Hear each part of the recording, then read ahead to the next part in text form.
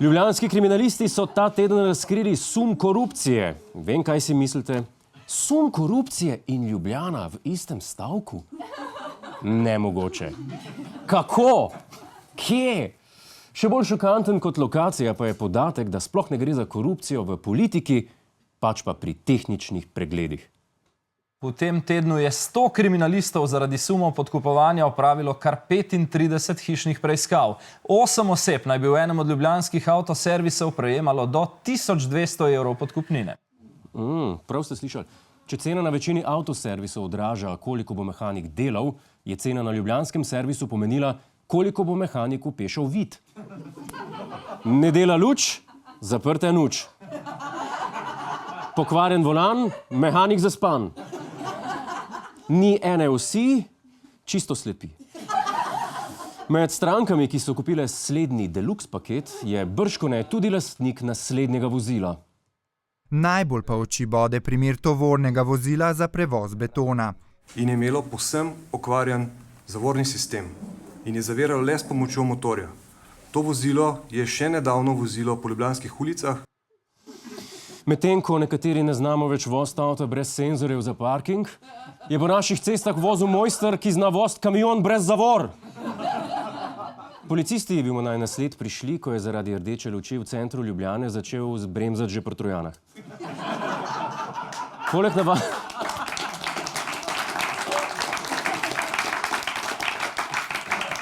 Poleg navadnega tovornjaka in impresivnega voznika pa so preiskovalci v spornem servisu ugotovili še, da so brezhibnost vozil potrjevali le na podlagi papirjev, da so namesto okvarjenega vozila na stezo zapeljali drug avtomobil in da so na roko vpisovali lažne podatke tam, kjer se elektronski ne beležijo. Ja, goljufivim mehanikom zdaj grozi do 8 let zapora, glede na to, kakšne avte pa vozi slovenska policija, sumimo, da so kriminalisti pri njih poleg preiskave opravili tudi tehnični pregled. Podkupnin pa vsekakor ne bodo potrebovali policisti, ki varujejo državno mejo, saj so dobili popolnoma nov vozni park. Dajmo pogledati njihove nove jeklene koničke. Parkirišče pred Policijsko akademijo v Tacnu danes zasedajo popolnoma novi avtomobili. Kar 131 jih je. Nekaj v policijsko-patruljni kombinaciji, večina pa v civilnih barvah. Z tega videoposnetka se da dobro razbrati dve stvari. Katerih avtomobilov se moramo paziti na avtocesti? Ter predvsem, od česa živi revoz. Zdaj, ko nekdo pred bajto pripelje nov avto, je edino pravilno, da ga vprašamo, koliko je pa to koštalo?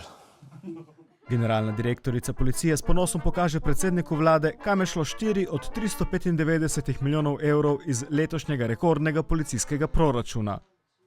4 milijone evrov za Renaultje. Mislim, če jih pa to niso nategnili, no.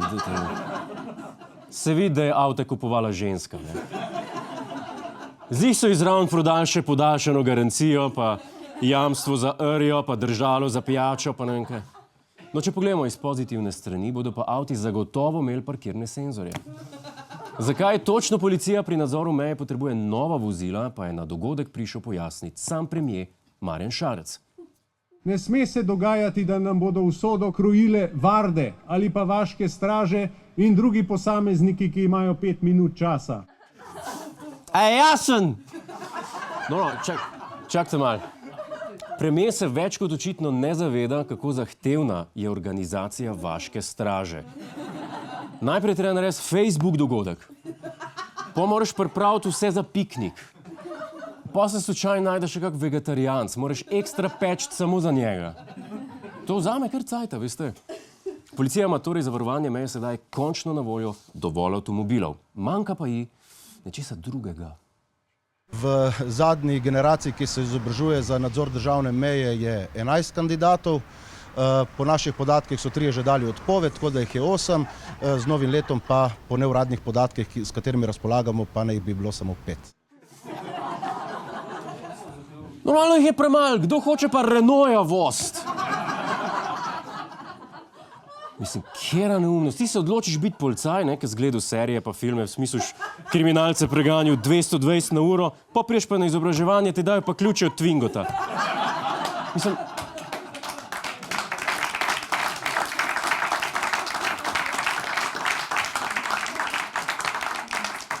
S Twingotom še kolesarja ne ujameš. Z naših cest pa ta teden prihaja še ena bizarna vest. V Makolah, kjer je voznik sivega Renault Clio po vijugasti lokalni cesti vzvratno vozil z okoli 50 km/h. No, na tak način naj bi prevozil najmanj 4 km. Za takšno vožnjo so predvidene 3 kazenske točke in pa globa v višini 300 evrov. Ob tej nespametni vožnji se ponujata dve razlagi. A je šlo za stavo? Ali pa je voznik naredil tehničnega s podkupnino, ki mu od vseh predstav dela sam rikvrc. Hej, to je naš YouTube kanal, klikni na ta gumb in se naroči, da boš na tekočem. Polajkaj pa nas tudi na Facebooku in na Twitterju, pa na ulici, pa na kakšnem javnem WC-ju.